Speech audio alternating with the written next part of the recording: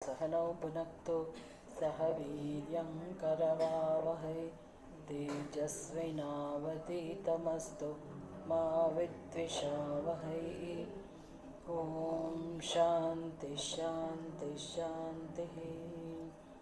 रामाय रामभद्राय रामचन्द्राय वेजसे रघुनाथाय नाथाय सीतायाः पतये नमः।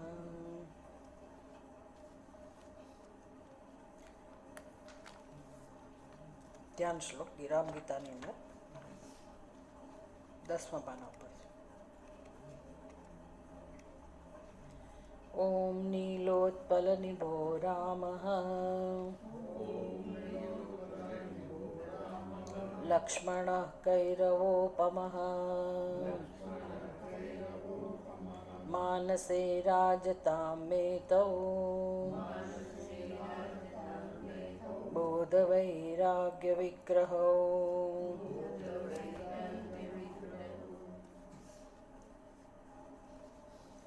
60મો શ્લોક 271 પાનો.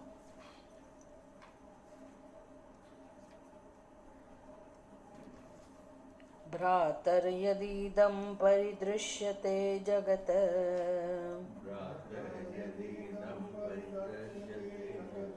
માયૈવ સર્વં પરિહૃત્ય ચેતસા મદ્ભાવના ભાવિત શુદ્ધ માનસઃ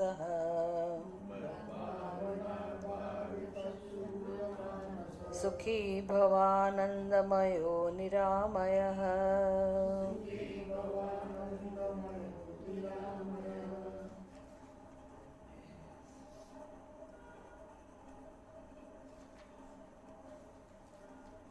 એ રીતે ભગવદ્ ગીતામાં સમગ્ર ગીતામાં ભગવાન જે ઉપદેશ આપે છે અર્જુનને, અને જે ઉપદેશ અને સારી રીતે સમજ્યા પછી અર્જુન એવું કહે છે કે ભગવાન આપના ઉપદેશથી અને અનુગ્રહથી મારો મોહ નાશ પામ્યો. નષ્ટો મોહ સ્મૃતિ લબ્ધા. આવું અર્જુન ભગવાનને કહે છે. આ તો હજી અર્જુનને સમજ પ્રાપ્ત થઈ, હજી નિષ્ઠા ને બધું તો બાકી હોય, પણ એક સત્ય આવું છે, એક સમજાય એ બહુ મોટી વસ્તુ છે. જેથી જીવનમાં આપણું ધ્યેય સ્પષ્ટ હોય તો એ ધ્યેયને પ્રાપ્ત કરવા માટે આપણું કર્મ કેવી રીતે ઉપયોગી થાય અને આપણું જીવન કેવી રીતે ઉપયોગી થાય, એક દ્રષ્ટિ આપણને પ્રાપ્ત થાય. અને પછી આપણે એ દિશાને, એ લક્ષ્યને ધ્યાનમાં રાખીને આપણા કર્મો કરીએ, આપણો વ્યવહાર કરીએ, આપણું જીવન જીવીએ. પણ મુખ્ય દ્રષ્ટિ કઈ કેળવવાની છે? એટલે ભગવાન પાછું ગીતામાં અર્જુનને અંતમાં આટલો ઉપદેશ આપ્યા પછી પણ સરળ સાધન બતાવે છે. મન મના ભવ મદ્ભક્ત મદ્યાજી મામ નમસ્કુરુ. આખો શ્લોક છે તમારી પાસે?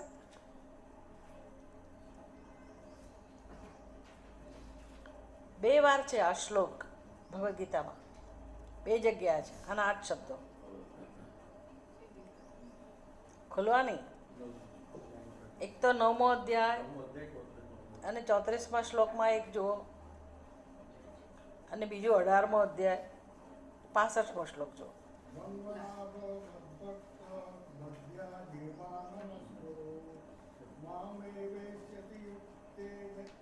મામે વૈશ્યસી યુક્ત્વૈવમ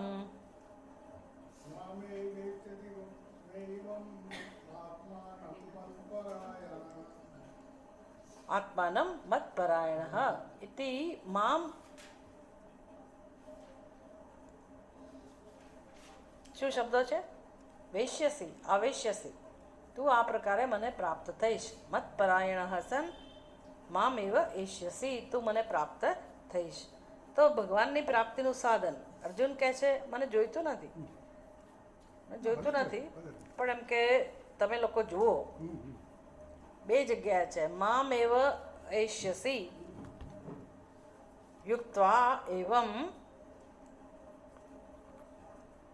આત્માનમ યુક્ત્વા એવમ આત્માનમ એવમ યુક્ત્વા, આ તારા આત્માને મારામાં જોડીને, યુક્ત એવમ આત્માનમ મત્પરાયણ, આત્માનમ યુક્ત્વા, આત્માને જોડીને. એટલે બહુ જ મોટું મહાન સાધન છે, મુખ્ય સાધન છે પરમાત્માની પ્રાપ્તિનું. હવે જીવ અને બ્રહ્મ બે જુદા તો છે જ નહીં. જેમ ઘટાકાશ અને મહાકાશ ક્યારેય જુદા હોય જ ના શકે, છે પણ નહીં, હતા પણ નહીં, હશે પણ નહીં, હોય જ ના શકે. કેમ ના હોઈ શકે? કારણ કે આકાશ જે છે એ અખંડ છે. આકાશનો સ્વભાવ જ એવો છે, આકાશનો ધર્મ જ એવો છે કે એમાં ક્યારેય બે વિભાગ થઈ જ ના શકે. પણ છતાંય ઘડાને કારણે એવું લાગે કે એક ઘટાકાશ છે અને અંદરનો આકાશ અને બીજું બહારનું આકાશ, એમ બે આકાશ જણાય ખરા. પણ જણાવવાનું નિમિત્ત કોણ છે? આ ઘડો. એટલે માત્ર જણાય છે, પણ આકાશ બે બનતા નથી. પણ જણાય છે એટલે કોઈક બિચારું બોળવાઈ જાય અને ઘડાની અંદરનો આકાશ જ પોતે બોળવાઈ જાય કે હું ઘડાની અંદર છું અને હું ઘડા જેવડું છું, તો એની બુદ્ધિમાં બે આકાશ થયા. એવી રીતે મનુષ્ય અથવા તો કોઈ પણ ઉપાધિ, કોઈ પણ શરીર, એ શરીરમાં ચૈતન્ય તો છે જ. એ ચૈતન્ય પોતે જ એવું માને કે હું શરીરમાં છું. જ્યારે ચૈતન્ય એવું સમજે કે હું શરીરમાં છું, એટલે હવે એક શરીરની અંદરનું હું ચૈતન્ય, મારું સ્વરૂપ નક્કી થઈ ગયું અને બાકી મારા કરતાં જે છે એ ભિન્ન. આવા બે ભાગ કોનામાં પડ્યા? મેં દ્રષ્ટાંત આપ્યું. કોનું દ્રષ્ટાંત આપ્યું? ચૈતન્ય. ચૈતન્યમાં બે ભાગ પડ્યા. હવે આકાશમાં જ જ્યારે બે ભાગ શક્ય નથી, તો આકાશનું અધિષ્ઠાન, આકાશથી સૂક્ષ્મ એવા ચૈતન્યમાં બે વિભાગ કે બે ખંડ શક્ય જ નથી. પણ આપણી બુદ્ધિમાં બે વિભાગ છે અને એ બે વિભાગ એટલે દરેક એવું માને છે કે હું જીવ છું. એટલે જીવના દ્રષ્ટિબિંદુથી બે વિભાગ, હું જીવ, બાકીનું બધું જુદું. એ જુદું શું કહેવાય? એ જગત કહો, ઈશ્વર કહો, જીવ કહો, જે કહો, પણ મારા કરતાં ભિન્ન. આમ આવા બે વિભાગ એટલે દરેકની બુદ્ધિમાં છે. એટલે અનેક જીવ થયા. જેટલી ઉપાધિ એટલા જીવ થયા. પણ એ જીવ કોના સમાન થયા? ખરેખર જીવ થયા નથી. કોના સમાન થયા? ઘટા આકાશની જેમ. એક જ ચૈતન્ય છે, એક જ આકાશ છે, પણ અનેક આકાશ થઈ ગયા. એની ગળાની અંદરનો આકાશ, પછી આ રૂમની અંદરનો આકાશ, મઠ આકાશ, બીજું બહારનું મહાકાશ, એમ અનેક આકાશ ઉત્પન્ન થયા વગર ઉત્પન્ન થયા. હવે જો ખબર હોય કે આવા આકાશમાં ભેદ નથી તો વાંધો નથી, પણ એને સાચું માની લો. અને સાચું આપણે માનીએ એવું નહીં. આપણે માનીએ કે આ આકાશ ઘડાની અંદરનું છે અને બીજું બહારનું આકાશ, એવો પ્રશ્ન નથી, સમસ્યા એવી નથી. આપણે કલ્પના કરીને સમજવાનું છે કે માની લો કે આકાશ ચૈતન્ય સ્વરૂપ હોય, આકાશ પોતે ચૈતન્ય સ્વરૂપ હોય અને એ જ એવું માને કે હું ઘડાની અંદર છું, તો પછી આકાશ, એને કેટલા આકાશ જણાય? અનેક જણાય. એવી રીતે આ ચૈતન્ય પોતે જ માને છે. પ્રશ્ન એવો છે, આપણે ચૈતન્યને અનેક માનીએ છીએ એવું નથી, આપણે આકાશને અનેક માનીએ એવું છે એવો પ્રશ્ન નથી. આકાશ પોતે જ પોતાને ભિન્ન માને છે, મહાકાશ કરતાં ભિન્ન માને છે.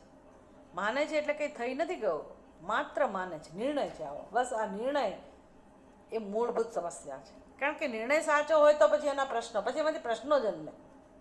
નિર્ણયમાં શું વાંધો? ભલે ને પોતાને એવું માને કે હું ઘડા જેવડું છું, આકાશ ભલે એવું માને કે હું ઘટાકાશ છું, શું તકલીફ છે? પણ પછી શું સર્જાય છે? પછી એની લાગણી કેવી હોય? એક તો હું નાનું છું અને પોતાના નિર્ણયથી એ સંતોષનો અનુભવ કરી શકે નહીં, અસંતોષ હોય. કારણ કે નિર્ણયથી, આ જ નિર્ણયથી પોતે પોતાનો જાણે કે તિરસ્કાર કરી રહ્યું છે, પોતાની પૂર્ણતાનો તિરસ્કાર આકાશ કરી રહ્યું છે. એક એ વસ્તુ આત્મતિરસ્કાર, એ મૂળભૂત એની સમસ્યા. પછી બાજુમાં મોટો ઘડો આવે તો હવે એને કેવો વિચાર આવશે? મારા કરતાં એ મોટો છે, એટલે ઈર્ષા, સંઘર્ષ. અને એની કરતાં એની બાજુમાં નાનો ઘડો આવે તો કેવો નિર્ણય જન્મે? હું મહાન છું. નાનાની સામે જોઈને પોતાને શું કહેશે? હું મહાન છું. બસ જીવનમાં આ જ ચાલે છે ને, આ સિવાય કંઈ છે નહીં. એને લઘુતા ગ્રંથિ કહેવાય અને ગુરુતા ગ્રંથિ, આ બંને હોય આપણી અંદર. એટલે આપણો પ્રશ્ન કયો છે તો કે ચૈતન્ય એ પોતે જ પોતાને એવું માને છે કે હું શરીર છું. પોતાનું સ્વરૂપ તો પૂર્ણ છે, અખંડ છે, એક અદ્વિતીય છે, પણ હવે આ શરીરને પોતાનું સ્વરૂપ સમજે છે એટલે બુદ્ધિમાં એને પોતાનું સ્વરૂપ આટલું જ દેખાય છે, શરીર જેવડું. અને પછી અનેક શરીરો છે એટલે હવે અનેક જીવ છે, અનેક ચૈતન્ય છે. આવી આપણી સમજ છે. સમજ આવી છે એટલે કંઈ ચૈતન્ય અનેક બને નહીં, આકાશ અનેક બને નહીં તો ચૈતન્ય કઈ રીતે બને? ચૈતન્ય તો પૂર્ણ જ હોય, એક જ હોય. પણ બુદ્ધિમાં જે નિર્ણય છે એને કારણે આપણને અનેક જીવ હોય, અનેક ચૈતન્ય હોય એવો જ અનુભવ થાય છે. બીજું એ, કોઈ જીવને પોતાના નિર્ણયથી સંતોષ નથી, શાંતિ નથી. કેમ તો કે સત્ય એનું પૂર્ણતા છે, અનંતતા છે. અને બુદ્ધિમાં એવો નિર્ણય છે કે હું મર્યાદિત છું, દેશમાં, કાળમાં, વસ્તુમાં હું અલ્પ છું. એટલે આવા નિર્ણયથી કોઈને પોતાના સ્વરૂપનો સંતોષ ના હોય. એને કહેવાય આત્મતિરસ્કાર. આ જે આત્મતિરસ્કારની લાગણી છે એ જ મહાન સમસ્યા છે. હવે જન્મ્યા પછી શું કરે છે જીવ? તો કે લાગણીમાંથી કેમ મુક્ત થવું, અલ્પતાની લાગણીમાંથી કેમ મુક્ત થવું, અને કેમ પૂર્ણ બનવું, કેમ મહાન બનવું, કેમ અનંત બનવું, આવી એની ઈચ્છા હોય છે. મનુષ્યમાં એ ઈચ્છા પ્રગટ થાય છે, બીજા જીવોમાં એ ઈચ્છા પ્રગટ થતી નથી. એની વ્યવસ્થા એવી છે એટલા માટે. મનુષ્યની બુદ્ધિમાં આ બધું સતત એને અનુભવાય છે. એટલે એને ગમે તેમ કરીને મહાન બનવું છે, પૂર્ણ બનવું છે અને સુખી બનવું છે. કેવું સુખ જોઈએ છે? નિત્ય સુખ જોઈએ, શાશ્વત સુખ જોઈએ છે. એવા સુખનો અનુભવ કરવો છે. આ આપણો મૂળભૂત પ્રશ્ન છે. પહેલાં સમજવાનો આ પ્રશ્ન છે. એ પ્રશ્ન આ છે. અને એટલું જ નહીં, નિર્ણય જે છે કે હું આ ઉપાધિ છું, એને કારણે સંસાર જન્મ્યો છે. કેવો સંસાર? પછી હું અને મારું, લઘુતા ગ્રંથિ અને ગુરુતા ગ્રંથિ આ પ્રગટ થાય છે જીવનમાં સતત. અને એને એમાંથી બધી પ્રવૃત્તિ જન્મે છે, કર્મો જન્મે છે. પણ આપણને આપણા કર્મોમાં કે પ્રવૃત્તિમાં સફળતા મળતી નથી.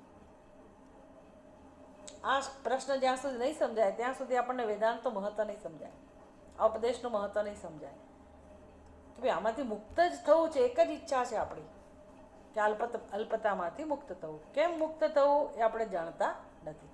એટલે વેદાંત શાસ્ત્ર પહેલાં આ જ કામ કરે છે કે આપણને સમજાવે છે કે જો તમારી સમસ્યા, તમને જે જણાય છે, જે દુઃખનો અનુભવ થાય છે જીવનમાં, અલ્પતાનો અનુભવ થાય છે, પછી આ ગુરુતા ગ્રંથિ, લઘુતા ગ્રંથિ, હું, મારું, જે કંઈ બધો સંઘર્ષ અનુભવાય છે અંદર, અને પૂર્ણતાની જે ઈચ્છા છે, એનું કારણ બુદ્ધિમાં રહેલો ખોટો નિર્ણય છે. અને પછી તમે સંસારની રચના કરેલી છે, પછી બધું ફેલાવો કરેલો છે કે હું આ મેળવી લઈશ, પેલું મેળવી લઈશ, આમ કરીશ, તેમ કરીશ અને સુખી થઈશ. અને માણસ જીવન જીવે રાખે છે. ખૂબ કરે છે બિચારો માણસ પ્રયત્ન, ઢગલા બંધ પ્રયત્ન કરે છે. તમે જુઓ તો ખરા, આમ ચારે બાજુ નજર દોડાવો સંસારમાં, જગતમાં, તો ખબર પડે કે માણસ કેટલો ત્રસ્ત છે, કેટલો ત્રસ્ત છે. હા હા, પૈસા કમાવા માટે. એટલે કારણ કે બિચારાને અસલામતીનો અનુભવ છે.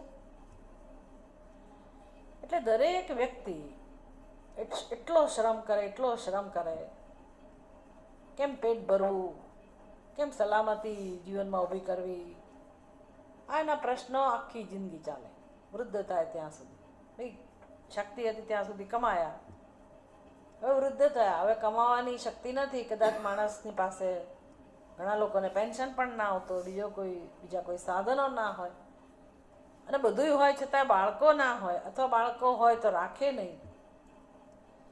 એટલે અંત સુધી આ બધી સમસ્યાઓ ચાલુ જ છે. એટલે આપણે જોઈ શકીએ છીએ કે માણસ કેટલો સંઘર્ષ કરે છે, કેટલો બધો. અને ચાલો કોઈ પ્રશ્ન, બીજા કોઈ આવા પ્રશ્ન નથી, એને બધી રીતે સુખી છે, પૈસો છે, ઘર છે, વ્યવસ્થા છે, ધ્યાન રાખનારા છે, બધું છે. પણ તોય વિચારશીલ માણસને સમજાય કે આ બધું મહેનત કરીને ઊભું કર્યું, વળી છોડીને જતા રહ્યા. છોડીને જતા રહ્યા એને વાંધો નહીં, ભલે ભાઈ આપી દીધું બધાને. પછી તકલીફ ક્યાં છે? પાછા આવવાનું. મુશ્કેલી એ છે પાછા આવવાનું. પાછા આવીને પાછું શું કરવાનું? આ જ પ્રશ્નો, આ જ સંઘર્ષ કરવાનો. આમ સંસારમાં ક્યાંય શાંતિ નથી, જગતમાં ક્યાંય શાંતિ નથી. દરેક જીવ ત્રસ્ત છે. આનું નામ બંધન. આપણે એમાંના એક છીએ. આપણે આમાંના એક છીએ, તો આમાંથી કેમ મુક્ત થવાય?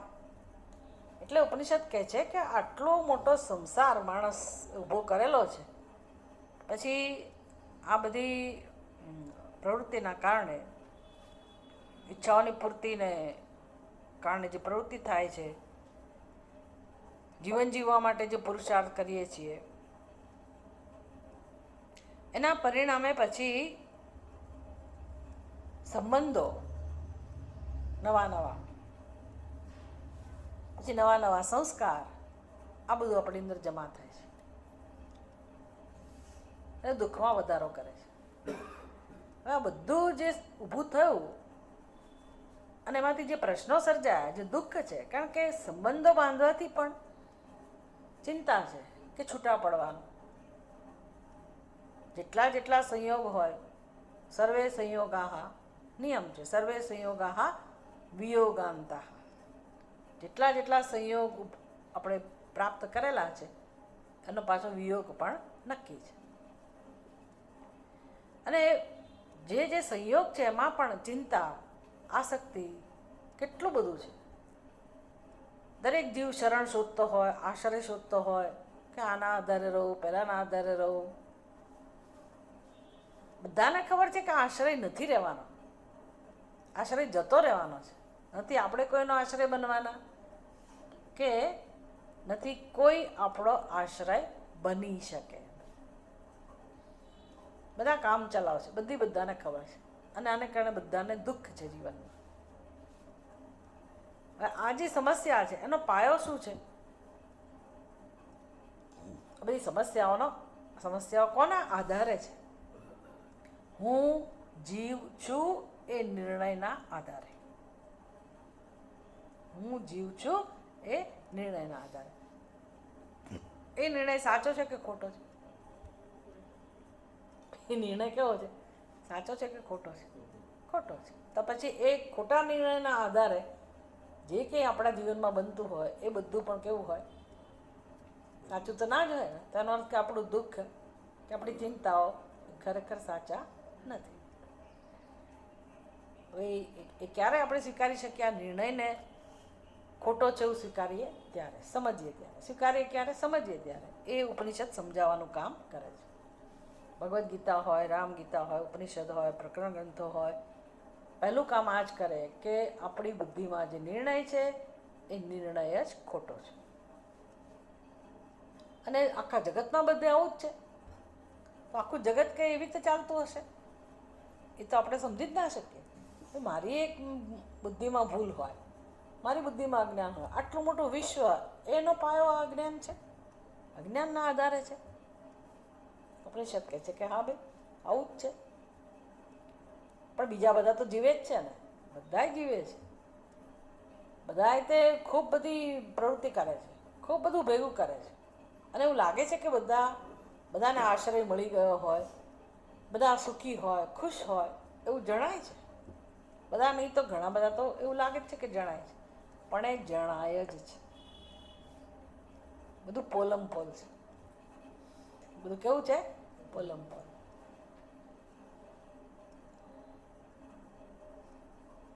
કેળનું ઝાડ હોય ને, એને તમે એક પછી એક એના પાંદડા ખોલતા જાઓ, પછી શું આવે નીચે? કશું ના આવે, કંઈ જ ના આવે હાથમાં. પોલમ પોલ દેખાય સરસ, ઓહો કેળનું ઝાડ છે, અંદર કશું ના. માં સંસાર બધો કેવો છે? પોલમ પોલ. બધું લાગે કે બધા સુખી છે, બધાને એકબીજાનો આધાર છે, આહા હા શું બધા. એમાં પાછું વાય મી, મારી સાથે જ મુશ્કેલી છે, મારા જ જીવનના પ્રશ્નો છે. બીજા બધા તો બહુ સુખેથી રહે છે. આવી સમજ હોય બધાને. આવું જ છે, દેખાય આવું જ બધું, બધું જગારા મારતું હોય એવું જ જણાય, પણ અંદર શું છે કોઈ વિચાર કરવા તૈયાર નથી. જાણે તો બધા જ છો, બધા જાણે છે અંદર શું છે. કે ગાલ લાલ રાખે છે, આમ લાગે કે બધા ખુશ છે. એ લાલ ગાલ છે એનું કારણ શું હોય? બીજું હોય, ખરેખર કે ખુશી ના હોય. આ સંસારનું સ્વરૂપ છે. ભગવાનને ખબર છે કે આવું જ છે, કારણ કે ભગવાને જે જગત બનાવ્યું છે કઈ રીતે બનાવ્યું એ ખબર છે ભગવાનને. દૈવી એશા ગુણમયી મમ માયા દુરત્યયા. અર્જુન, આ જગતનું કારણ તો માયા છે, અને માયા મારી શક્તિ છે. દૈવી એશા ગુણમયી મમ માયા, અને પાછી કેવી છે? દુરત્યયા, જેને ઓળંગવી અત્યંત અઘરી છે.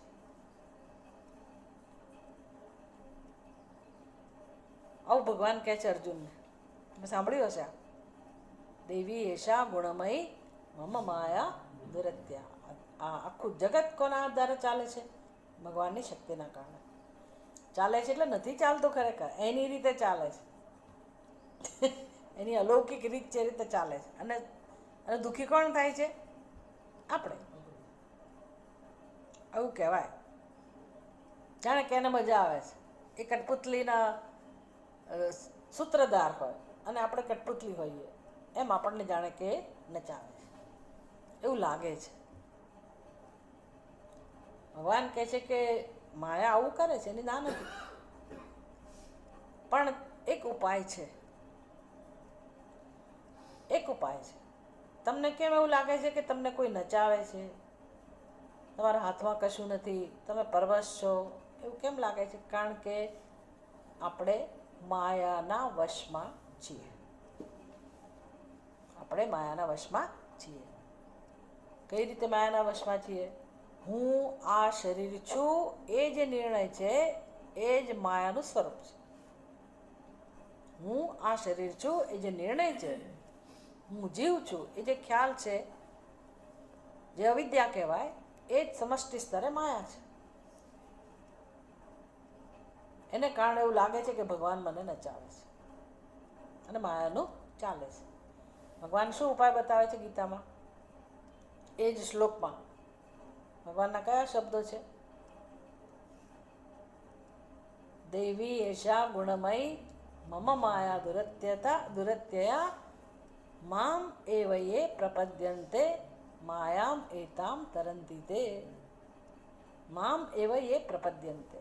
તરત ભગવાન કહે છે કે માયા આખા જગતને ચલાવે છે અને જગત એના વશમાં છે, પણ જે જીવ મામ પ્રપદ્યન્તે, મારા શરણે આવે છે, મામ એવ પ્રપદ્યન્તે, મારા જ શરણે આવે છે, મારા શરણે આવે જ છે, મારા શરણે જ આવે છે.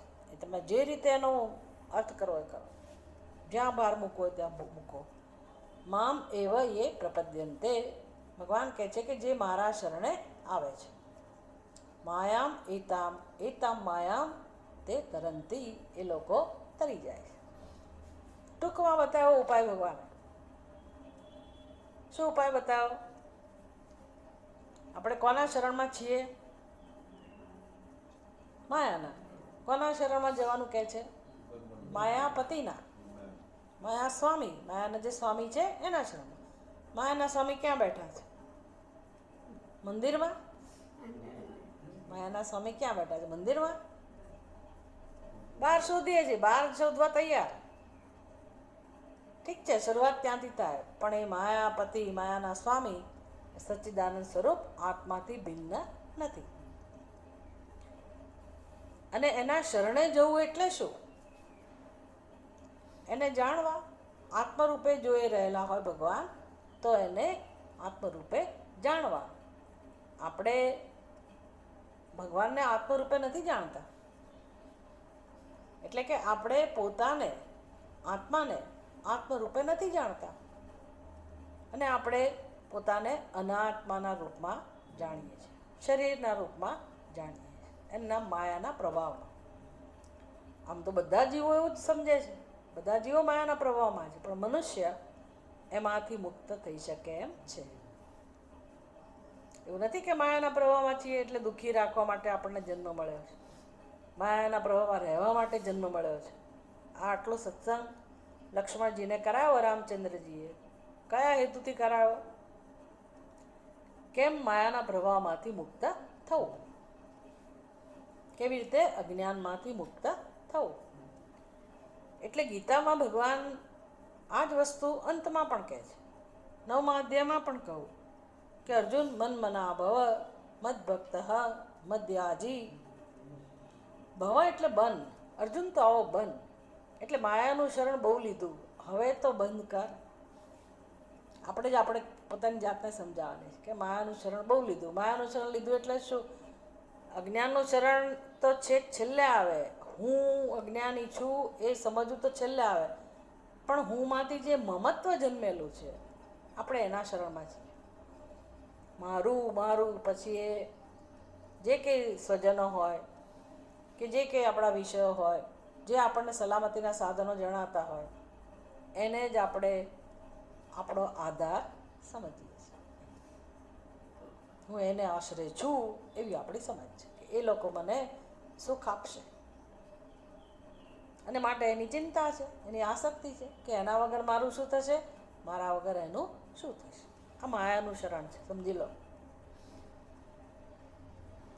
એના વિશે વિચાર નહીં કરો ત્યાં સુધી પરમાત્માના શરણની સંભાવના જન્મવાની નથી. ઈચ્છા પણ નહીં જન્મે. દુઃખ રહેશે. રામ રામે કર્યા કરીશું, કૃષ્ણ કૃષ્ણ કર્યા કરીશું, બધું કરશું, બોલશું ખરા, પણ મનથી કોને પસંદ કરેલા છે, મનથી કોને સમર્પિત છીએ? જેને મારું કહીએ છીએ તેને, એટલે કે માયાને. એટલે ભગવાન કહે છે આવો બન. અર્જુન તો આવો બન. આવો બન એટલે ભવ એટલે બન. કેવા શું બનવાનું કહે છે? મન મના ભવ. તારું મન મને આપ, તારું મન મારામાં હોય એવું બન. એટલે શું? બહુ મોટી વસ્તુ છે. એટલે શું? મનમાંથી કેવી રીતે આ બધું મારું મારું જે છે એમાંથી કેમ ઉપર ઉઠવું અને ભગવાનને પોતાના બનાવવા. મદ ભક્ત ભવ. આપણે ધનના ભક્ત હોઈએ, પ્રતિષ્ઠાના ભક્ત હોઈએ, જેનું ચિંતન કરતા હોય એના ભક્ત હોઈએ, સમજી લેવાનું. આપણા મનમાં જેના વિચારો ચાલતા હોય, બુદ્ધિમાં જેનું મહત્વ હોય એને આપણે ભક્ત હોઈએ સમજી લેવાનું. બધા ભક્ત તો હોય જ. શેના ભક્ત છો? શેના પરથી નક્કી થાય? આપણી બુદ્ધિમાં કોનું મહત્વ છે? સવાર બપોર સાંજ કોનું ચિંતન ચાલે છે? ભોજનનું, ધનનું, સગાવાલાનું, શેનું ચિંતન ચાલે છે? વિશ્વ આત્માથી ભિન્ન જેનું પણ ચિંતન ચાલતું હોય, ચાલતું જ હોય, બસ આપણે એના ભક્ત છીએ. અને એટલે આપણી આવી દશા છે. જેના ભક્ત હોઈએ આપણે એને કારણે આપણી આવી દશા હોય. જન્મો જન્મોથી આ સ્થિતિ છે. અત્યારે સરસ તક મળી છે આપણને આમાં પરિવર્તન લાવવાનું કે કેમ કરીને આપણે ભગવાનના ભક્ત બનીએ. એટલે આપણી સંસ્કૃતિમાં બધી વ્યવસ્થા છે. એક પછી એક ભગવાનનો જન્મદિવસ આવતો હોય, કંઈક ને કંઈક ચાલતું જ હોય. ચૈત્ર મહિનો એટલે કે શાકની ઉપાસના પાછા બધા જ ક્ષેત્રમાં ચાલતું હોય, દેશમાં બધી જગ્યાએ ચાલતું હોય. ચૈત્ર મહિનાનું પોતાનું મહત્વ હોય, જે જે રીતે ઉજવતા હોય રીતે, પણ ભગવાન હોય જ. આપણે ત્યાં રામજીનું મહત્વ હોય, કેટલાક લોકો માતાજીની ઉપાસના કરે, પણ એમ કરતાં કરતાં આપણા મનમાં આપણને જે પસંદ છે અનાત્મા, એના કરતાં ભિન્ન ચડિયાતી વસ્તુ પરમાત્માનું મહત્વ સ્થપાય. એ આનું હેતુ છે. મદ ભક્ત. પછી ભક્તનો અર્થ તો કરવાનો, જે ભજન કરે એ ભક્ત છે. પણ ભજન કરવું એટલે શું? તો શંકરાચાર્યજી કહે છે ભજ ગોવિંદમ, ભજ ગોવિંદમ, ગોવિંદમ ભજ મૂઢ મતે. બધા શબ્દો પ્રયોગ બહુ સરસ છે. મૂઢ મતી એટલે કે અજ્ઞાની. હે અજ્ઞાની મનુષ્ય, હવે બહુ ભજન કર્યું તે માયાનું, વિષયોનું. હે મૂઢમતી, હવે તો જીવનમાં ઉદ્ધાર કર તારો. તું મને જાણ, તારી મતિ જ્ઞાનવાળી બનાવ, વિવેકવાળી બનાવ. હવે તો તું મને પસંદ કર. મદ્યાજી, મારું યજન કર અને મામ નમસ્કુરુ. મત્પરાયણ, આ બધાનો અર્થ શું થાય? ભગવાન કહે છે મત્પરાયણ, મત્પરાયણ બન એટલે કે હું જ તારો પરમ આશ્રય બની જાઓ એવો તું બન. આ આપણે બેઠા બેઠા કરી શકીએ આરામથી. એમાં કે ટ્રાફિક વચ્ચે આવતો નથી. બહાર જવું હોય ને તો બહાના સૂજે કે ભાઈ ટ્રાફિક છે, અમે નથી જતા, આમ છે તેમ છે. પ્રસંગોમાં જાય બધા સત્સંગમાં આવવા માટે ટ્રાફિક વચ્ચે આવે. હવે મારાથી બહુ ચલાતું નથી, હવે બહાર જવાનું ઓછું કરી નાખ્યું, હવે અમુક ખાવા પીવાનું ઓછું કરી નાખ્યું. બહુ સારી વાત છે, પણ ભજન વધવું જોઈએ. એ બધું ઘટીને ભજન વધવું જોઈએ. મત્પરાયણ સન એવમ મામ એષ્યસી, તું અર્જુન મને પ્રાપ્ત કરીશ. એ જ વસ્તુ 18મા અધ્યાયમાં 65મા શ્લોકમાં કહે. એમાં કયા શબ્દો છે? મન્મના ભવ મદ્ભક્ત. એમાં પછી કયા શબ્દો છે? આગળની પંક્તિ તો આ જ છે. 65મો શ્લોક, 18મા અધ્યાયનો 65મો શ્લોક.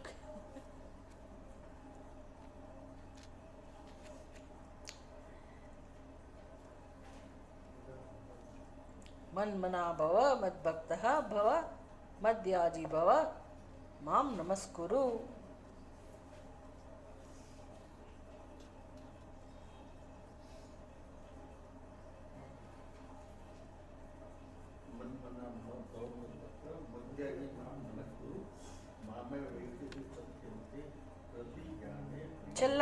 છેલ્લો ચરણ ભિન્ન છે. પ્રતિજાને પ્રિયોસી મેં, અર્જુન તું મને પ્રાપ્ત થઈશ જ.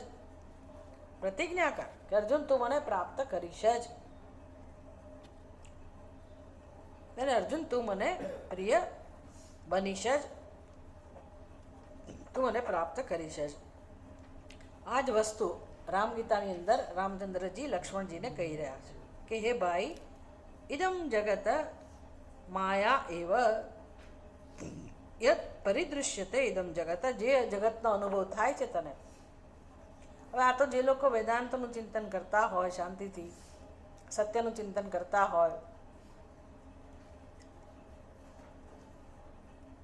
જગત મિથ્યા, બ્રહ્મ સત્ય જગત મિથ્યા એનું ચિંતન કરતા હોય, આત્મા અનાત્માનો વિવેક કરતા આવ્યા હોય, આવું કર્યા પછી પણ મનમાં જે સંસ્કારો છે અનાદિકાળના, જીવત્વના સંસ્કારો, અને બધો બહુ અંદર શોક છે, ફરિયાદ છે જીવને બિચારાને.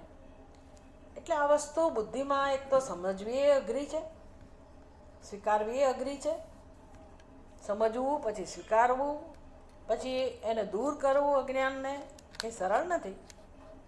એટલે પહેલાં સંસ્કારો આવી જ જાય વારે વારે. પાણીમાં લીલ બાજી ગઈ હોય ને, ઘણીવાર એ લીલને આપણે આમ દૂર કરીએ ચોખ્ખી કરવા માટે, પાણી ચોખ્ખું કરવા માટે લીલને ખસેડી દઈએ, વળી થોડોક સમય જાય પાછી લીલ પથરાઈ જાય. એમ આપણા મનમાં બધા સંસ્કારો પાછા આવી જાય.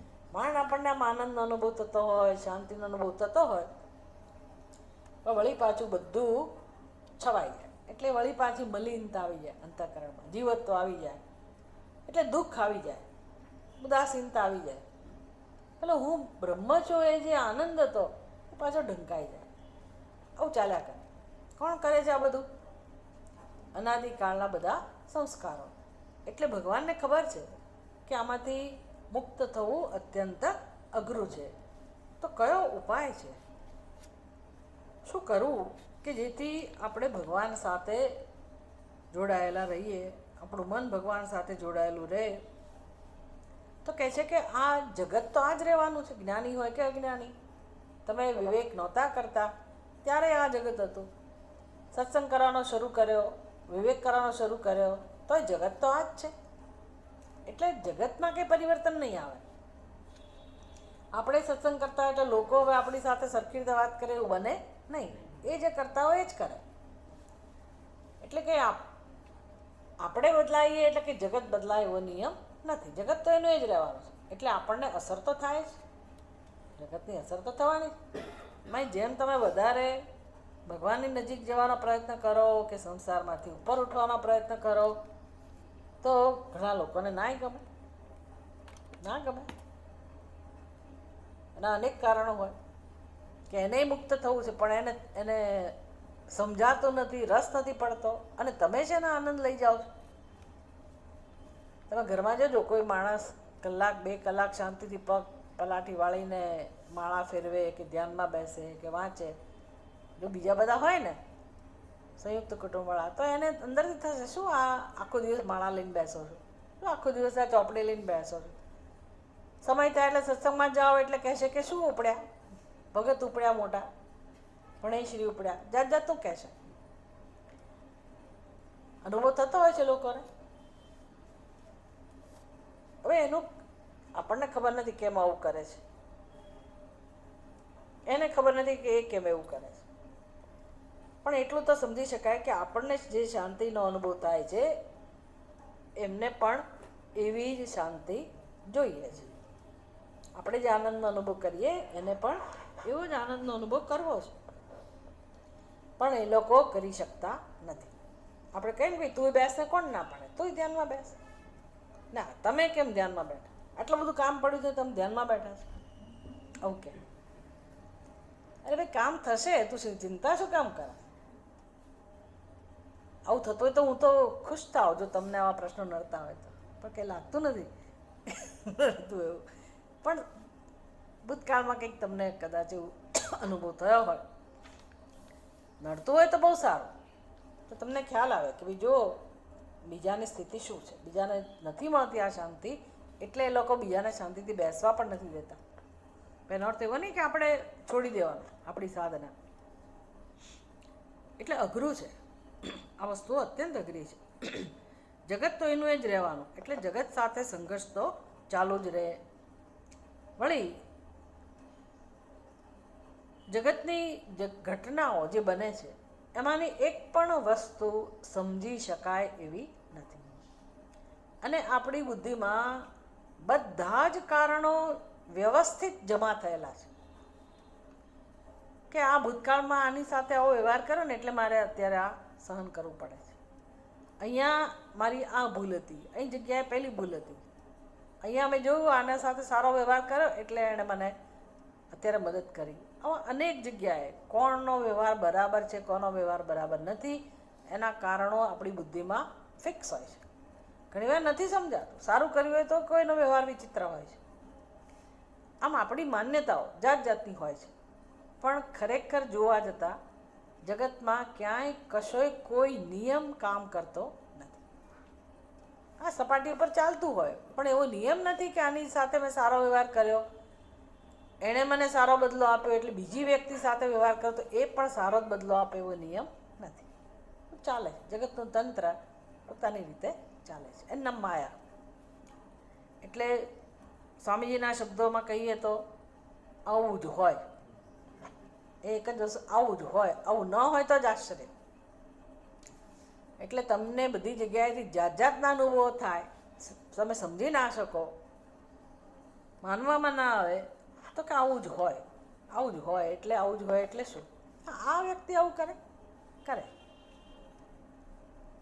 અહીંથી આવી અપેક્ષા નહોતી, બરાબર છે, આવું જ હોય. અપેક્ષા નહોતી એમાં આપણે અપેક્ષા રાખીએ જુદી વાત છે, વસ્તુ તો આવી જ હતી, આપણને ખબર પડી કામ છે. એટલે જગતની એક એક ઘટના કે એક વસ્તુને તમે જેવી છે એવી જાણી શકો એમ નથી. કેમ તો કે બધું માયામય છે. માયામયમ ઇદમ અખિલમ બુદ્ધ્વા બ્રહ્મ પદમ ત્વમ પ્રવિશ વિદિત્વા ભજ ગોવિંદમ ભજ ગોવિંદમ ગોવિંદમ ભજ મૂઢમતે. સરળ શબ્દોમાં, સરળ પ્રક્રિયા દ્વારા શંકરાચાર્ય શીખવાડે છે કે ભાઈ બધું છોડ, કકળાટ છોડ, કેમ આણે આમ કર્યું, આ કેમ બદલાતો નથી, આ કેમ બદલાતી નથી, પેલા કેમ આમ છે, ફલાણું કેમ આવું છે, અનેક અનેક પ્રશ્નો આપણી બુદ્ધિમાં આવે છે. તો કે બધું છોડ. કેમ છોડવાનું, તો કે મને કશું ક્યારેય તું એમ કે આમ હોવું જોઈએ તોય સાચું નથી, અને આમ હોય તોય સાચું નથી, આમ ન હોય તોય સાચું નથી. કોઈ પણ રીતે કોઈ વસ્તુ યથાર્થ છે જ નહીં. કેમ તો કે અનેકતા નામની વસ્તુ જ નથી. જે છે કોનો ખેલ ચાલે છે? કોનો ખેલ? કોણ કરતા હતા? કોણ છે છેવટે? કોણ છે આ સૃષ્ટિમાં? હર દેશ મેં તું, હર વેશ મેં તું, તેરે નામ અનેક તું એક કહી. એ જ છે, એણે જ આ નામ લીધું છે ને એણે જ આ રૂપ લીધું છે. એ જ આ વેશ ભજવે છે ને પહેલો વેશ ભજવે છે. તમે એમ કહો કે આ કૂતરાને કેમ આવું બનાવ્યું, હાથીને કેમ આવો બનાવ્યો, કીડીને કેમ આવી બનાવી, ફલાણું કેમ આવું છે, તો શું જવાબ છે? આ માણસને કેમ આવો બનાવ્યો, આનો સ્વભાવ કેમ આવો બનાવ્યો, પહેલાંનો સ્વભાવ કેમ આવો બનાવ્યો, તો શું જવાબ છે? તમે કોને પ્રશ્ન પૂછો? તમે પ્રશ્ન પૂછનારા જ કોણ છો? કશાનો જવાબ છે? કોણે કર્યું છે આ બધું? એણે જ વેશ લીધા છે ને એના જ નામ એ જાણે. તમે પૂછનારા તમે પણ કોણ છો? એણે જ વેશ લીધેલો હોય તો તમારી અંદર પણ કોણ છે? એ જ છે ને. એ જ જાણવાનું છે. એ જાણી લો તો સમજાઈ જાય કે જ્યાં જેવું છે એ બધું બરાબર. સારું હોય તોય ઠીક છે, ખરાબ હોય તોય ઠીક છે, અનુકૂળ હોય તોય ઠીક છે, પ્રતિકૂળ હોય તોય ઠીક છે. પૂર્ણ વિરામ આવી જાય જો આ બરાબર આપણે ધ્યાનમાં લઈએ તો. એટલે બધું છોડ એટલે શું? તો કે આ એકેય પ્રશ્ન સાચો નથી. પ્રશ્ન પૂછનારો જ સાચો નથી. માયામયમ ઇદમ અખિલમ, જે છે કેવું છે? માયામય. માયામય છે એટલે અજ્ઞાનને કારણે એવું છે એવું જણાય છે તો શું? બધું બ્રહ્મ છે. બધે સર્વત્ર બ્રહ્મ જ છે. જ્યારે બધે જ બ્રહ્મ હોય તો પૂછનારો પણ બ્રહ્મ હોય, જેને પૂછો છે એ પણ શું હોય? બ્રહ્મ હોય. તો પછી ભલે ને એમાં ફેર શું પડ્યો? કોઈથી જુદું તો છે જ નહીં. તો કોઈ સારું નથી ને કોઈ ખરાબ નથી, કોઈ અનુકૂળ નથી ને કોઈ પ્રતિકૂળ નથી. છેવટે તેવું જ સમજવું પડે ને, કારણ કે એક જ સત્ય હોય તો શું હોય એનો અર્થ? તેરે નામ અનેક તું એ કહીએ. એક જ આ જ વસ્તુ હોય તો પછી હવે મારે કોનો વિરોધ કરવાનો, કોનાથી અસંતોષ રાખવાનો? છે બધું છે. હું મારા અજ્ઞાનને સમજી શકું એટલે બસ. મારી બુદ્ધિમાં પ્રશ્નો જન્મે એને પણ હું સ્વાહા એમ કરી શકું કે એ બધા પણ અજ્ઞાનમાંથી જન્મેલા છે. માયામયમ ઇદમ, એનું નામ છોડવાનું. એટલે આ સાધના છે. જો આ નહીં કામ થાય તો અહમ બ્રહ્માસ્મિ એ સમજાવવાની સંભાવના ઓછી છે. સમજાવવાની એટલે કે સમજવાની. માટે આશ્રય કયો લેવાનો છે? તો કે બધું માયામય છે. તો પછી અર્જુન તું મારે શરણે આવ. સર્વધર્માન પરિત્યજ્ય મામ એકમ શરણમ વ્રજ. એટલે હું તારો આત્મા છું. જગતનો આત્મા તો છું, તારો પણ આત્મા છું. તું એનું શરણ લે, એને જાણ. સર્વમ પરિહૃત્ય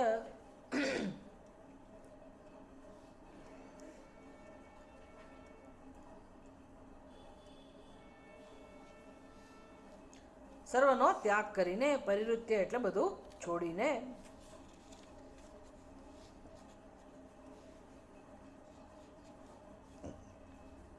માયા એવ સર્વમ ઇતિ પરિવૃત્ય ચેતસા. હવે મનને ક્યાં લગાડું? જો માયામયમાં મન ઘૂસેલું હતું, એની જ ચિંતા થાય છે, એના જ વિચારો આવે છે. મનને તો ટેવ છે વિચારો કરવાની. મનને વિચાર કરવાની ટેવ છે એવું કહેવા કરતાં એવું કહેવાય કે મનને ક્યાંક ચીપકવાની ટેવ છે. પેલી માખી કેમ ક્યાંક જઈને બેસે, માખીને આમ સ્વચ્છ જગ્યા હોય ને એ ના ગમે, આમ કંઈક હોય ને ત્યાં બધે આવ કરે. એ મનને ક્યાંક ચોંટવું ગમતું હોય, કારણ કે એનો સ્વભાવ જ સ્નેહ છે, સ્નિગ્ધતા છે, ચિકાશ, ચીકણું. એટલે મનનો સ્વભાવ જ આ છે. એટલે અજ્ઞાનને કારણે બિચારું જગતના વિષયોમાં, અનાત્મામાં જન્મો જન્મોથી ભટકે છે અને એને ચીપકેલું રહે છે. એટલે તમને ગમે તેટલા ફટકા પડે, ગમે તેટલું દુઃખ જન્મે, પણ મન છોડતું નથી. એટલે સ્વામીજી કયું દ્રષ્ટાંત આપતા ખબર છે? વાંદરાનું. કેવો વાંદરો? જેનો હાથ બરણીમાં ગયેલો છે. શેના માટે ગયો ભાઈ? એને શોખ થયો બરણીમાં હાથ નાખવાનો? વાંદરાનું મન ક્યાં છે? બરણીમાં મગફળી છે એમાં, એટલે એને હાથ નાખ્યો. બીજું કંઈ જ નથી, બિચારાનો કંઈ વાંક નથી. એનું મન મગફળીમાં છે, હાથ નાખેલો છે. હવે કથા તમને ખબર છે. પછી જે ફટકા પડે છે, બહુ ફટકા પડે છે, પણ એને સમજાતું નથી કે ફટકા કેમ પડે છે. સમજાઈ જાય તો વાંધો ના આવે. આપણને ફટકા બહુ પડે છે, પાર વગરના ફટકા પડે છે. પણ આપણે એમ કહે છે કે ભગવાને જો ને કેવું કર્યું મારી યારે, એમ આપણને ભગવાન ફટકા મારતો હોય એવું લાગે છે. વાંદરાને ફટકા મારે છે પેલો માણસ, એની ના નથી. આપણને તો ભગવાન એવી રીતે કંઈ ફટકા નથી મારતો. વાંદરાને તો કોઈક મારી રહ્યું છે, પણ વાંદરાને એમ લાગે છે કે મને આ માણસ ફટકા મારે છે. પણ એને મુક્ત થવું હોય તો થઈ શકે એમ છે ને. વાંદરો ફટકા ન ખાવા હોય તો એની પાસે ઉપાય છે. શું ઉપાય છે? મુઠ્ઠી છોડી દે. હાથ બહાર કાઢે એ ઉપાય બરાબર છે, એને હાથ બહાર કાઢવો છે પણ નીકળતો નથી. એને હાથ બહાર કાઢવો છે પણ નીકળતો નથી. આપણે છૂટવું છે સંસારમાંથી. સમજ પડી? બરાબર દ્રષ્ટાંત સમજવાનું. આપણે સંસારમાંથી છૂટવું તો છે જ, પણ કારણ સમજાતું નથી કે કેમ ફટકા પડે છે. દુઃખ ક્યાં છે? ફટકા ક્યાં પડે છે? દુઃખ ક્યાં થાય છે? મનમાં થાય છે ને. મનમાં આઘાત થાય છે ને. બધા ફટકા મનમાં પડે છે. નિશાસા ક્યાંથી નીકળે છે? બધા મનમાં હોય છે ને. ફટકા ત્યાં પડે છે. પણ સમજાતો નથી કે મુઠ્ઠી ક્યાં વાળેલી છે, આસક્તિ ક્યાં છે સમજાતું નથી. જેનામાં આસક્તિ છે ત્યાંથી જ ફટકા વાળે પાછા. તકલીફ એ છે ત્યાંથી જ. એટલે તમને કડવા અનુભવ 1000 વાર થાય, પણ ના, આ તો હું નહીં જ છોડું. આની પાસે તો હું જઈશ જ, આને તો હું મેળવીશ જ, આને તો હું ભોગવીશ જ. એ કોણ કરાવે છે? મન. મન ચોંટેલું છે. આટલું જ સરળ કારણ છે આમ તો દુઃખનું. આટલું જ સરળ કારણ છે. એ મનને કેમ છોડાવવું વિષયોમાંથી? કારણ કે મનને તમે એકદમ આમ વૃક્ષ બનાવી દો કે ભાઈ ના, હવે કંઈ નથી જોઈતું જીવનમાં, તો માણસો એવા છે ક્યાં ક્યાં જાય? હારી થાકીને બિચારા નિરાશાનો ભોગ બને છે માણસો. કે હવે કશું નથી ગમતું, કશું નથી જોઈતું, બધુંય કરે છે, પણ પછી જીવનમાં રસ ઉડી જાય છે, નિરસતા આવી જાય છે. એ શું કામનું? એનો કોઈ અર્થ નથી. કહેતા હોય છે કે હવે કશું ગમતું નથી, ક્યાંય રસ નથી, એટલે નિરસતા આવી ગઈ. એનો અર્થ એવો નહીં કે એનામાં વૈરાગ્ય છે, એનામાં ભક્તિ છે. કંટાળેલો છે માણસ, પછી શું કરે? ડિપ્રેશનનો ભોગ બને. ડિપ્રેશનનો ભોગ બને એટલે શું? એ ખાલી ખાવા પીવા પૂરતું વિચારે, બીજું કંઈ વિચારે નહીં. રસોડામાં જા કરે, જેટલી વાર ભોજનના સમયે ભોજન કરી લે, ઊંઘી જાય, આંટા ટલ્લા મારે. આનાથી વધારે કોઈ હવે એના જીવનમાં એવી પ્રવૃત્તિ ના હોય. આવું થતું હોય છે જીવનમાં. નાની ઉંમરથી ઘણા લોકોને આવી મુશ્કેલી થતી હોય છે. એટલે આપણે સમજી રહ્યા છે મન વિશે, કે મનને કેમ દુઃખમાંથી છોડાવવું? તો કે અત્યારે જ્યાં મન લાગેલું છે એમાંથી તો દુઃખ જ મળે એમ છે, એમાં તો કોઈ પ્રશ્ન જ નથી. એટલે હવે મન તો રસ વગર રહી જ ના શકે. એટલે ભગવદ્ ગીતામાં ભગવાન જે મુખ્ય ઉપદેશ આપે છે, અથવા તો ભગવદ્ ગીતાનો સિદ્ધાંત છે, એવો છે કે મનને ચડિયાતો રસ આપતા શીખો. જે અવિષયનો રસ છે, અનાત્માનો રસ છે, એમાંથી મનને ધીરે ધીરે સાત્વિક રસ તરફ લઈ જવું. અભ્યાસ કરવો પડે. એટલે એ બધું તો જેને પતી ગયું છે પછીનો આ ઉપદેશ છે, પણ આપણે તો તાજું કરીએ છીએ. કારણ કે હજી મનમાં બહુ દુઃખ છે. શું કરીએ? તો કેમ પાછું મનને ઉપાય બતાવો? ભગવાન ટૂંકમાં બતાવે છે કે તારું મન મને આપી દે, બસ બહુ થયું. તે બધી જગ્યાએ મન આપ્યું અને શું મળ્યું તને? દુઃખ જ મળ્યું ને. તો હવે તારું મન મને આપી દે, મારામાં મન લે. મદભાવ ના ભાવિત શુદ્ધ માનસ. પરિવૃત્ય ચેતસા. ચેતસા એટલે મનથી. મનથી એવો કેવો મન? મદ ભાવના ભાવિત શુદ્ધ માનસ. એટલે મનને મારામાં જોડ. ભગવાનમાં જોડવું એટલે આમ તો ખરેખર ભગવાન સાથે જ મન જોડાયેલું છે. બધી વસ્તુ એવી છે ને કે મન તો ભગવાન સાથે જ જોડાયેલું છે ખરેખર. અજ્ઞાનને કારણે મન બહાર ગયું હતું. સમજ પડી? ભગવાન અધિષ્ઠાન છે, સચ્ચિદાનંદ સ્વરૂપ આત્મા અધિષ્ઠાન છે, મનનું પણ અધિષ્ઠાન છે. એટલે મનનું ઘર તો આ જ છે પરમાત્મા. પણ અજ્ઞાનને કારણે જે બુદ્ધિમાં ખ્યાલ છે કે હું આ શરીર છું, એટલે પછી મન હવે બીજે ભટકે છે. કારણ કે એવા ખ્યાલમાં અંદર કંઈ સંતોષ નથી, પ્રેમ નથી, આનંદ નથી. એટલે એવી ઉણપવાળા મનને બહાર જવાની જરૂર પડે છે. અને જગતમાં ચળકાટ તો હોવાનો જ, કારણ કે જગત પણ પરમાત્માની અભિવ્યક્તિ છે. એટલે જગતમાં એ સુખનો આભાસ તો જણાય જ. પોતાનામાં નથી જણાતું સુખ અને બીજામાં જણાય છે. પોતાના વિશેનો નિર્ણય છે ને કે હું તો અધૂરો છું, અધૂરી છું. એટલે પોતાનામાં સુખ હોય એવું જણાતું નથી. એટલે મન અન્યત્ર સુખની અપેક્ષા રાખે છે. અને સંસ્કારો પણ છે. એટલે મનને જવું તો નથી જ હોતું ખરેખર. ઉપનિષદમાં તો કેવા કેવા દ્રષ્ટાંત આપીને સમજાવે છે કે ભાઈ જેવી રીતે તમે જહાજની સાથે પાણીમાં, સમુદ્રમાં જહાજ જતું હોય, એ જહાજની અંદર એક સ્તંભ હોય અને એની સાથે એક દોરી બાંધેલી હોય અને એનો બીજો છેડો એ પક્ષીના પગ સાથે બાંધી દીધો હોય. પક્ષી ઉડ્યા કરતું હોય ચારે બાજુ. પછી થાકી હારીને પક્ષી ઉડે, પછી થાકે તો ખરો ને, એ ક્યાં જવાનું? જે થાંભલા સાથે એનો પગ બાંધેલો છે ત્યાં જ આવશે ને. ત્યાં જ. એમ આપણું મન બંધાયેલું છે. આપણે ઉડ્યા તો કરીએ છીએ, સવારથી સાંજ સુધી આમ બધી પ્રવૃત્તિ કરીએ, આખી જિંદગી બધું ફર્યા કરીએ, કર્યા કરીએ, ખૂબ બધી મહેનત કરીએ, બધું ભોગવીએ, આ કરીએ, તે કરીએ. પણ પછી થાકીએ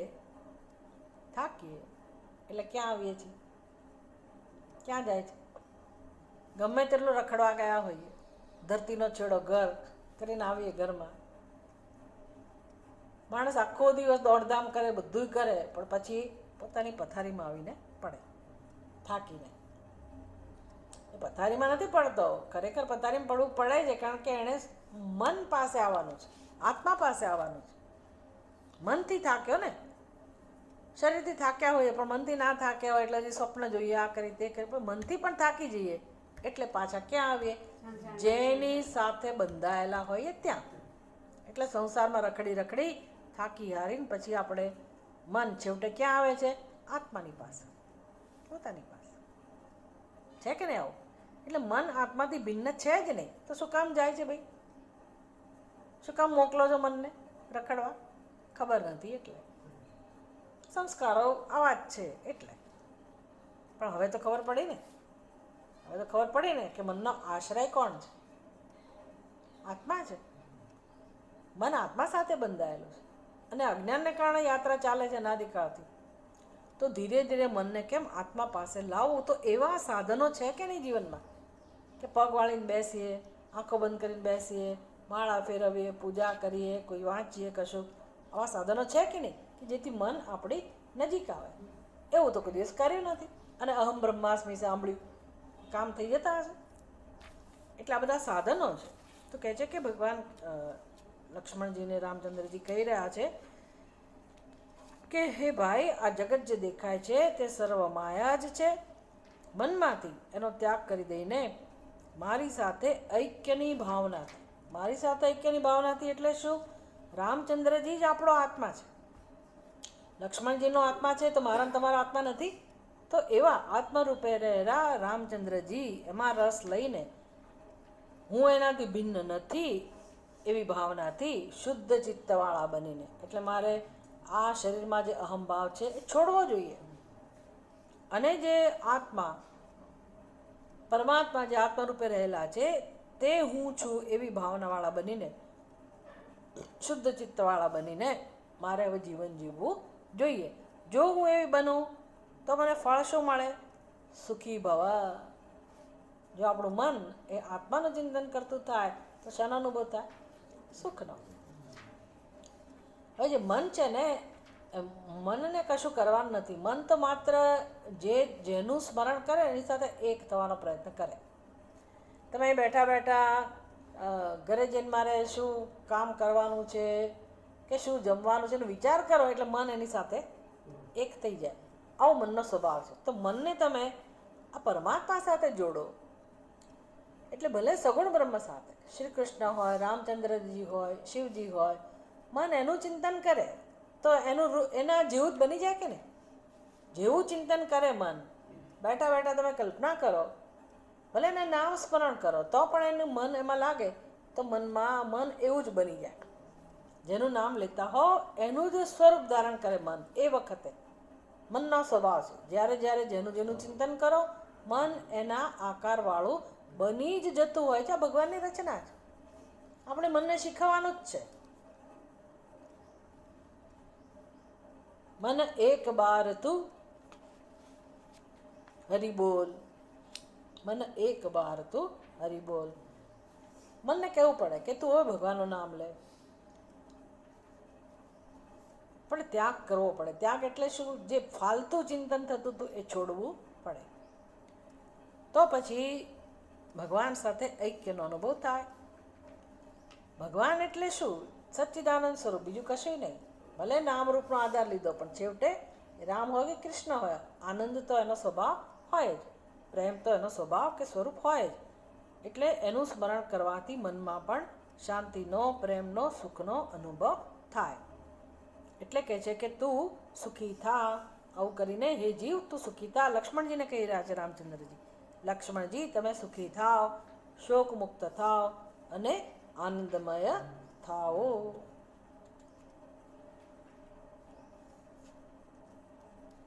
એટલે કે જગતની એક પણ વસ્તુને હવે સત્યતા આપવાની જરૂર નથી. અભ્યાસ કરવો પડે. અભ્યાસ કરતાં કરતાં પોતાનું માનસ આવું બનાવવું. સાધનની સમજ આપી. હવે જ્ઞાનની સ્તુતિ કરશે કે આત્મજ્ઞાનનો મહિમા, આત્મજ્ઞાનીનો મહિમા અને આત્મજ્ઞાનનો મહિમા. અચ્છા ને ઘડિયાળ તમારી નથી કામ કરતી વિચારી, કાંટો ફરે છે પણ તમે એમાં 6:45 બતાવે છે. ઓમ પૂર્ણમદ પૂર્ણમિદમ પૂર્ણાત પૂર્ણમુદચ્યતે પૂર્ણસ્ય પૂર્ણમાદાય પૂર્ણમેવાવશિષ્યતે. ઓમ શાંતિ શાંતિ શાંતિ. હરિ ઓમ. શ્રી ગુરુભ્યો નમઃ. હરિ ઓમ.